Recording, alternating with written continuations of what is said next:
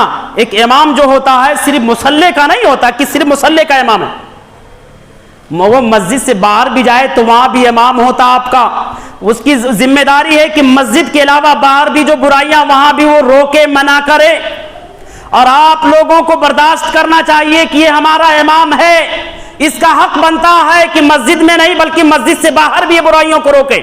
उसे इख्तियार दो, उसे पावर दो कि हमारे मोहल्ले के गलियों में जो जराइम हो रहे हैं, आपके मस्जिद को जो इमाम है उन्हें इतनी पावर दे दो कि मस्जिद या मोहल्ले के गलियों में जो बुराइयां हो रही, बेहयाइयां हो रही हैं, वहां भी जाकर के वो उस पर कंट्रोल करें। उन्हें पावर देना, पावर कौन देंगे? हम और आप। अब अगर बाहर किसी को जनाब ने टोक दिया बुराई करते हुए, फितना हो जाएगा, फितना हो जाएगा। अब मस्जिद में चीख चीख कर कितना हम बुराई रोकेंगे?